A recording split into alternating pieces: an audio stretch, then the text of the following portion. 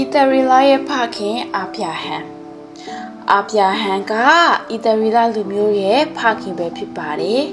ဒီနေ့မှာတော့ဖျားသခင်ကိုယုံကြည်တဲ့သူတွေရဲ့ဖခင်ဆိုလဲဟုတ်ပါတယ်ဖျားသခင်ကအာပြဟန်ကိုပေးတဲ့ဂရုတော်ကြောင့်ဖြစ်ပါတယ်ဖျားသခင်ကအာပြဟန်ကိုဘလို့ဂရုတော်ပေးခဲ့တယ်လဲအာပြဟန်နဲ့သူ့ရဲ့ဇနီးဆာရာကဖျားသခင်ကိုအယမ်းချစ်တဲ့သူတွေပဲဖြစ်ပါတယ်တရက်မှာဖျားသခင်ကစကားပြောလာတယ်အာပြဟန်ဒီနေရာကနေထွက်ပြီးငါပြတဲ့နေရာကိုသွားအာပြဟန်ကမိသားစုနဲ့အတူထွက်လာခဲ့တယ်သူ့ရဲ့တူလောတလည်းအတူတူထွက်လာခဲ့တယ်အာပြဟန်ကဖျားသခင်ကိုပဲယုံကြည်ခဲ့တယ်ဖျားသခင်ကအာပြဟန်ကိုကောင်းကြီးမင်္ဂလာပေးမလို့ဖြစ်တယ်မင်းမျက်စိနဲ့မြင်တဲ့မြေအားလုံးကိုမင်းကိုပေးမယ်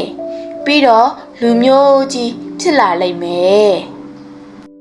ဖျားသခင်ကပြောခဲ့ပေမဲ့10နှစ်နောက်ပိုင်းမှာလည်းမျိုးဆက်ကမရှိခဲ့ပါဘူးဆာရာကပြောလိုက်တယ်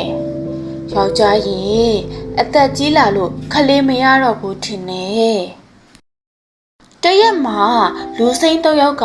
အာပြဟန်ရဲ့အိမ်ကိုရောက်လာတယ်အာပြဟန်ကသူတို့ကိုရေအေးနဲ့အရသာရှိတဲ့မုတ်တွေချပေးခဲ့တယ်သူတို့တွေကအစာကိုစားရင်းနဲ့စိတ်ဝင်စားဖို့ကောင်းတဲ့သတင်းကိုပြောခဲ့တယ်နောက်နှစ်ဒီအချိန်မှာမင်းရဲ့မိန်းမကသားကိုမွေးဖွားလိုက်မယ်ဆာရာကသူတို့ရဲ့စကားကိုကြားတော့ဟွန်းဆိုပြီးရှိတယ်ငါအသက်ကကြီးနေတာကိုဘလို့ခလေးမွေးမလဲဖျားသခင်ကမလုံနိုင်တာမရှိတဲ့ဖျားပဲဖြစ်တယ်နောက်နှစ်ထဲမှာဆာရာကသားကိုမွေးလာခဲ့တယ်ခလေးရဲ့နာမည်ကိုအီဇက်ဆိုပြီးပေးခဲ့တယ်အီဇက်ကတဖြည်းဖြည်းကြီးပြင်းလာခဲ့တယ်တရက်ကျတော့ဖျားသခင်ကစကားပြောခဲ့တယ်အာပြဟန်မင်းရဲ့သားနဲ့အတူငါပြတဲ့တောင်ကိုသွားပြီးရစ်အဖြစ်ပူဇော်ပါရစ်ကစားစရာဖြစ်ဖြစ်တရိษံဖြစ်ဖြစ်ဖျားသခင်ကိုပေးတဲ့အရာဖြစ်တယ်အာပြဟန်ကအယမ်းနာကြည့်ပေမဲ့သားကိုဖျားသခင်ထံရစ်အဖြစ်ပေးလှူခဲ့တယ်အာပြဟန်ကအီဇက်နဲ့အတူတောင်ပေါ်ကိုတက်လာခဲ့တယ်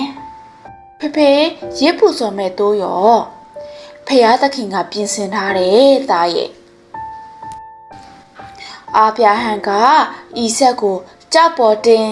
ပြီးတော့ကျိုးနဲ့ချီလိုက်တယ်အီဇက်ကိုဓာတ်နဲ့တက်ဖို့လုပ်တဲ့အခါဖျားသခင်ကအာပြဟန်သားကိုမတက်နဲ့အဲ့ဒီအချိန်မှာအာပြဟန်ကတိုးတငယ်တကောင်ကိုခြုံထဲမှာမိနေတာကိုတွေးလိုက်တယ်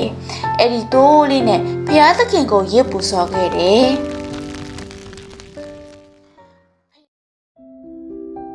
ဖျားသခင်ရဲ့အမိန့်တော်ကိုအကျွင့်မဲ့လိုက်နာခဲ့တဲ့အာပြဟန်ဖျားသခင်ကအာပြဟန်ကိုအယမ်းချစ်တဲ့သားအီဇက်ကိုရေအဖြစ်ပေးဖို့ပြောတယ်အီဇက်ဆိုတာအာပြဟန်အသက်100မှာခက်ခဲရရှိခဲ့တဲ့သားပဲဖြစ်တယ်ဒါပေမဲ့အာပြဟန်က